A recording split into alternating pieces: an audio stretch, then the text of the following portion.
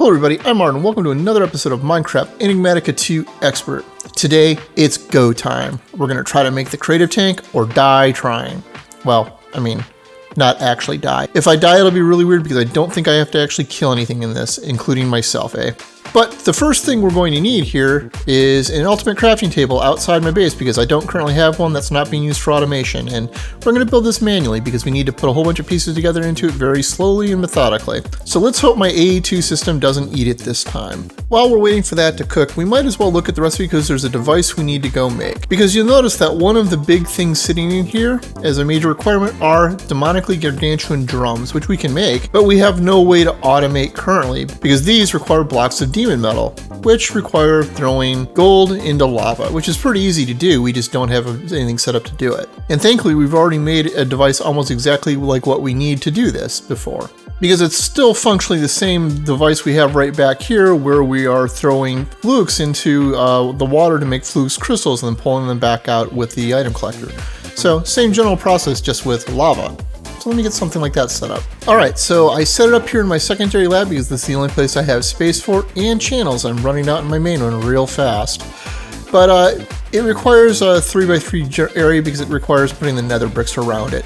On top of that sits the open crate right above the lava, and then an item collector pulling them out since it reaches one above and below. It's pretty much instantaneous. So we've got this step done now. Okay, so I've got the ultimate crafting table up here. I'm crafting up a bunch of the barrels, but the barrels are going to take a while because you might notice that it requires, I don't know, 215 dense iron plates, which is requiring nearly 4,000 iron. So this is going to take a little while to make all of those plates.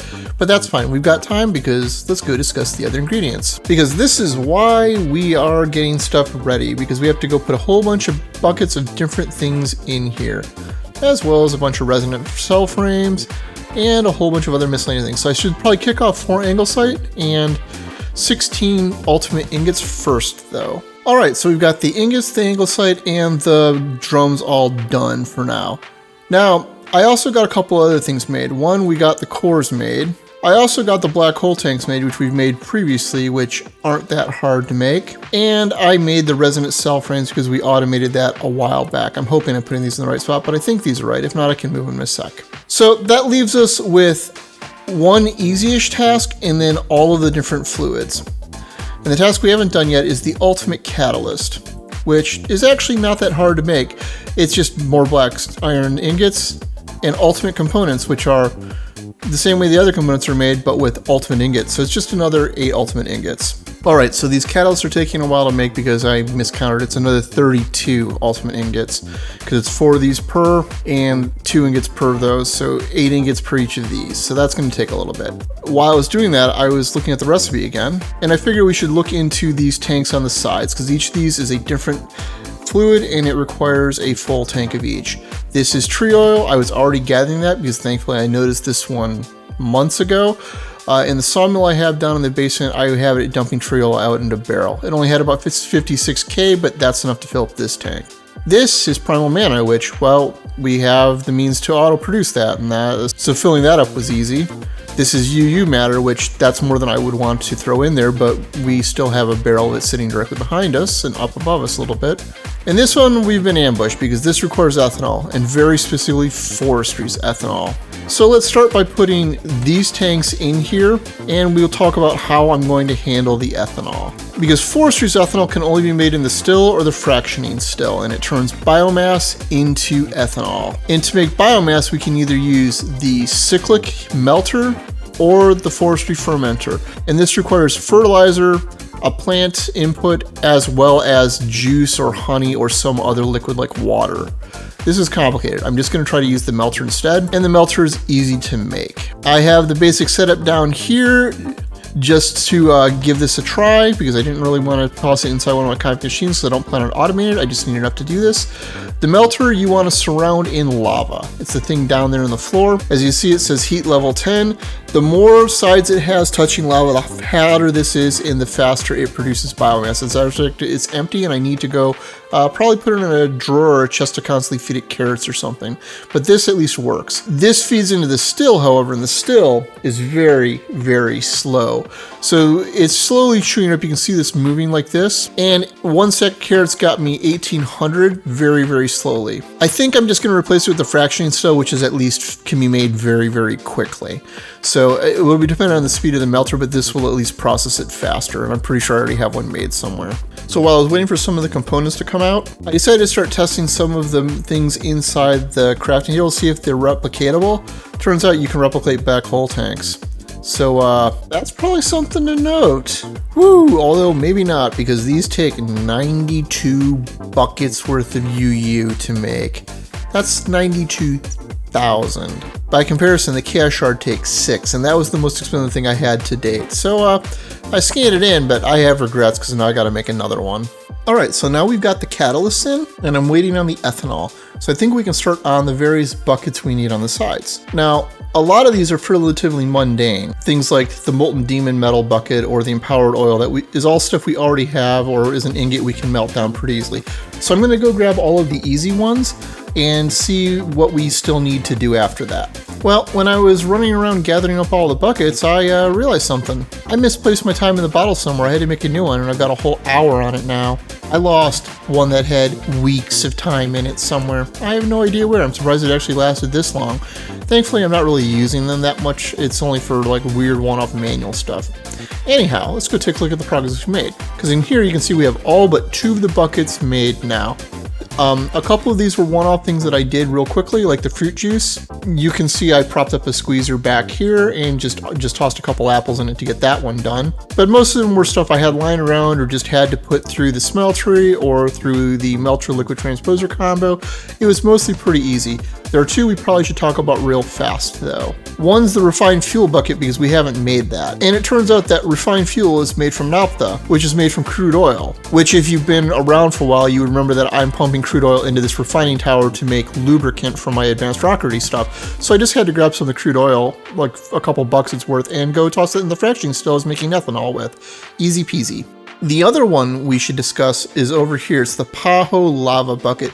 Because if you come into JEI and look it up, there is no source listed for how you make this. And it's because it's a byproduct of another machine. It's not even the main product. It probably should be listed, but it's actually made by this liquid heat exchanger. I had been using an electric one, but I swapped it out here a while back when I realized this is what it takes and didn't know how long it would take. But you power this with lava.